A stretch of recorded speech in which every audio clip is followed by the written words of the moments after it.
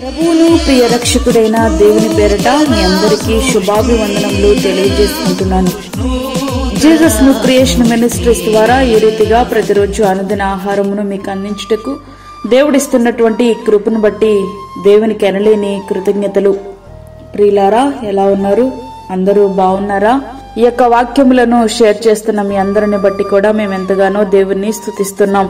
వాక్య ధ్యానంలోనికి మనం వెళ్దాము. 1 కొరింథీ 1వ అధ్యాయము 27 నుండి 29 వచనములు.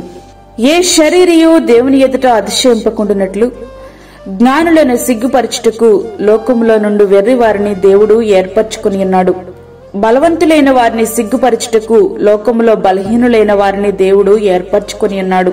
ఎన్నికైన వారిని వ్యర్థము చేయుటకు లోకములో నీచులైన వారిని, తృణీకరింపబడిన వారిని, ఎన్నిక లేని వారిని దేవుడు ఏర్పరచుకుని ఉన్నాడు. మన బలహీనతల యందే దేవుని శక్తి ఎప్పుడూ పరిపూర్ణమవుతూ ఉంటుంది.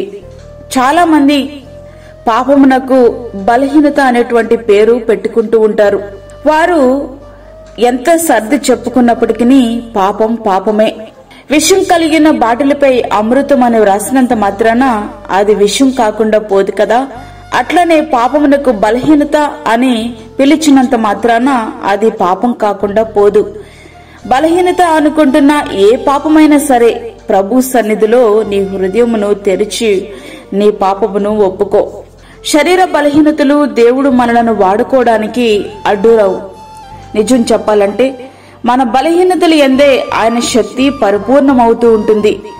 మనమేమో శారీరక బలహీనతలు చూచి కృంగిపోయి ఎంతగా ప్రార్థించినా ఈ బలహీనతను దేవుడు ఎందుకు తీసివేయడం లేదని దేవుని మీద సనిగే ప్రయత్నం చేస్తూ ఉంటాం. ఆ సనుగుడే పాపము. ఆ పాపమే దేవునికి మరింత మనలను దూరం చేస్తుంది. నీ బలహీనతలు ప్రమాదవశాత్తు కలిగినవి కావు. దేవుడు ఉద్దేశపూర్వకంగానే నీ జీవితం ద్వారా తన శక్తిని తెలియచేసే ఉద్దేశముతో ఆ యొక్క పరిస్థితులను మనకు అనుమతిస్తారు. సామాన్యమైన వారి ద్వారా, లోపము గల వారి ద్వారా అసాధారణమైన కార్యములు చేయడానికి దేవుడు ఇష్టపడతారు. నీ బలమును ఎప్పుడు దేవుడు బలముగా ఎంచడు. గిద్యోను 32,000 మందిని ఈ సైన్యములో చేర్చాడు. అయితే దేవుడు వారిని 300 మందికి తగ్గించారు. దేవుని పనిలో మిక్కిలి బలమైన వారందరూ బలహీనులే. మోషే గారి యొక్క బలహీనత కోపము. 10 ఆజ్ఞలు గల పలకలను పగలగొట్టాడు. అట్లాంటి వారిని దేవుడు భూమి మీద ఉన్న వారందరిలో మిక్కిలి సాత్వికుడిగా మార్చివేశారు. సంఖ్యాకాండము 12వ అధ్యాయము 3వ వచనం. గిద్యోను యొక్క బలహీనత తనను తాను తక్కువ అంచనా వేసుకోవడం. అయినను దేవుడు అతన్ని పరాక్రమము గల బలాఢ్యుడా అని బలపరిచారు. న్యాయాధిపతులు 6వ అధ్యాయము 12వ వచనం. అబ్రహాము గారి బలహీనత భయము. అందుకే తన భార్యను సహోదరి అని చెప్పమన్నారు. అయినను దేవుడు అతనిని విశ్వాసులందరికీ తండ్రి అని పిలిచారు. రోమా 4వ అధ్యాయము 11వ వచనం. దుడుకు బలహీనమైన స్వభావం గల పేతురును నువ్వు పేతురువు రాయిగా దేవుడు మార్చారు. మత్తయి సువార్త 16వ అధ్యాయం 18వ వచనం. వ్యభిచారి అయిన దావీదు గారిని అతడు నా ఇష్టానుసారైనటువంటి మనుషుడు అని ఆ విధంగా దేవుడు అతన్ని మార్చివేశారు. అపొస్తలుల కార్యములు 13వ అధ్యాయం 22వ వచనం. యోహాను గారు ఉరిమెడ మనస్తత్వం గలవాడు. అట్లాంటి వారిని ప్రేమ అపొస్తలునిగా మారిపోయారు. మరి నీ బలహీనతలు దేవుని సన్నిధిలో ఒప్పుకుంటే నేను క్రీస్తుని పోలి నడుచుకున్నాను అని చెప్పగలిగిన పౌలు గారు కూడా తన అంతరంగంలో కొట్టిమిట్టాడుతున్న పరిస్థితిని తెలియచేస్తున్నారు. నేను చేయగోరు మేలు చేయక చేయగోరని కీడు చేయుచున్నాను. రోమీయులకు రాసిన పత్రిక 7వ అధ్యాయం 19వ వచనం. అంత కాకుండా ఆయన యొక్క అతిశయం ఏమిటో చూడండి. నా విషయమైతేనో నా బలహీనత ఎందే గాక వేరు విధముగా నేను అతిశయింపను. 2 కొరింథీ 12వ అధ్యాయం 5వ వచనం. ప్రియా స్నేహితుడా, వాక్యమంటినటువంటి ప్రియా దేవుని బిడ్డ, అయితే పాపమును బలహీనతగా నీవు కలిగి ఉండకుండా ఆ స్థితిని ప్రభు సన్నిధిలో ఒప్పుకుని నీ జీవితాన్ని ఆయనకు సమర్పించగలిగితే నీ బలహీనతను తీసివేసి, లేదా నీ బలహీన సమయంలో ఆయన కృపను నీకు తోడుగా ఉంచి బలమైన పాత్రగా నిన్ను ఆయన వాడుకుంటారు.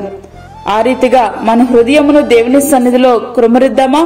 అట్టి కృప ధన్యత ప్రభువు మనకి అనుగ్రహించునుగాక. ఆమేన్. వాక్యం విన్నటువంటి ప్రియమైన దేవుని బిడ్డలారా, ప్రార్థనలో ఏకీభవించండి. పరిశుద్ధుడైన తండ్రి, ప్రేమగల యేసు ప్రభువా, శ్రేష్టమైన మరి యొక్క దినము మా జీవితంలో మీరు అనుగ్రహించారు. నీకు వందనాలు. ఈ దినమంతటికి కావలసినటువంటి నీ భద్రత, నీ కృప, నీ క్షేమం మాకు దయచేయండి. బయటకు వెళ్తున్నప్పుడు, వస్తున్నప్పుడు కావలసినటువంటి నీ కృపను మాకు దయచేయండి ప్రభు. ఓ తండ్రి, నీకు స్తోత్రములు చెల్లించుకొంచున్న ప్రార్థనలో ఏకీభవిస్తున్నా ప్రతి ఒక్క బిడ్డను మీరు జ్ఞాపకం చేసుకునండి ప్రభా. చంటి బిడ్డలను, వృద్ధులను, గర్భిణీ స్త్రీలను మీరు జ్ఞాపకం చేసుకునండి. వారికి కావలసినటువంటి నీ కృపను సమృద్ధిగా దయచేయండి.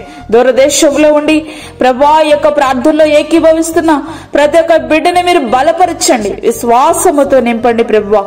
దేవానికి స్తోత్రాలు చెల్లించుకుంటున్నాను.